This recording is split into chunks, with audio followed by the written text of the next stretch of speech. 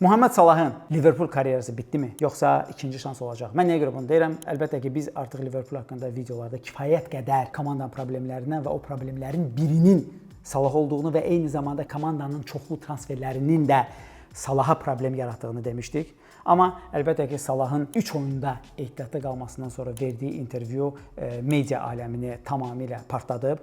Salah açıq şəkildə komandanın İngilizcə belə bir ifadə var, throwing me under the bus. Yəni məni avtobus altına atdılar. Azərbaycan dilinə bunu hərfi olaraq yox, kontekstual, yəni məna olaraq tərcümə etsək, bu o deməkdir ki, mənim komanda yoldaşlarım sözün həqiqi mənasında məni düşmənə satdı. Yəni bunu mən mədəni şəkildə deyirəm, çünki bunun əsl mənası əslində söyüşdür. Bu da əlbəttə ki, bağışlanılmaz bir çıxışdır. Bəli, mən bilirəm ki, Muhammed Salahın Azərbaycan azarkeşlərinin arasında xüsusi hörməti var. Çünki bir tərəfdən Muhammed Salah Cristiano Ronaldo, Lionel Messi səviyyəsində futbolçu olmasa da, digər tərəfdən hər halda Salah hardasa o kateqoriyada gedən super ulduzdur. Əbəs yerə deyil ki, onu İngiltərə Premyer Liqası tarixinin, hansı ki dünyanın bu dəqiqə ən güclü çempionatı bir mənalı şəkildə ən yaxşı vingeri sayırlar və o bu ada layiqdir. Amma elə ki Salahın ayağına kimsə tapdalayır, Salah başlayır komandanı rəsmi şəkildə sabotaj etməyə.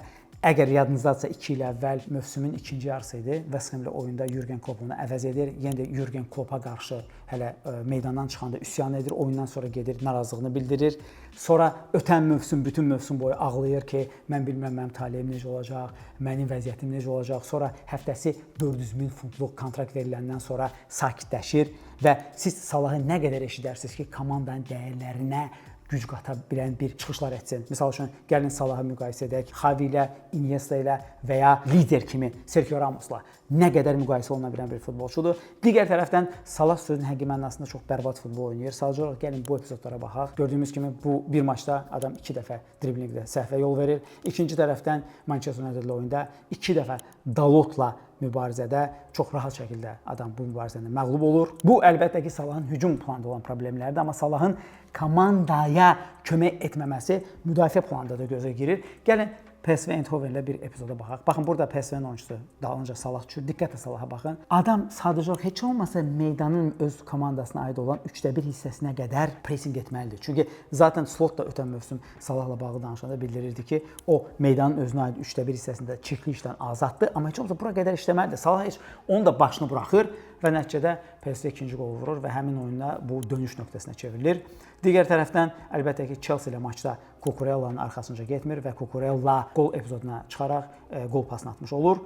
Yəni Salahın səhvləri haqqında yenə də biz danışdığımıza görə o qədər də çox danışmağa ehtiyac yoxdur. Amma çox təəssüf olsun ki, bir tərəfdən Salah Liverpoolun ən əfsanə futbolçularından biridirsə, amma mən inanmıram ki, o Liverpoolun əfsanəsi olaraq xatirələrdə qalacaq. Çünki belə iyrənc şəkildə getmək həmişə komandanın potensial əfsanəsi olmaq istəyən oyunçunu ləkələyir. Digər tərəfdən Alan Shearer'in 260 qolluq Premier Liqa rekordunu Salah qırmayacaq. Amma günün sonunda sizlərin bir çoxu deyir ki, Salahı müdafiə edərək ki, Salah Liverpoola bu qədər şey verib, amma nəzərə almaq lazımdır ki, Liverpool da Salahı bu səviyyəyə qaldıran komandadır. Sadəcə olaraq bu mövsüm biz həmin o qeyd etdiyimiz Szoboszlai'nın daha 10 nömrə mövqeyində oynamaması və Trent Alexander-Arnold'un olmaması sayəsində Salah sağ cinahda bir qədər təzyiq altında qalır və nəticədə öz pis oyunu göstərir. Mən paralel olaraq soruşa bilərəm ki, misal üçün Misir yığmasında Salah son 7 ilin ən şahanə futbolçularından biridir. Bu müddət ərzində o adam Misir yığmasında nəyə nail olub?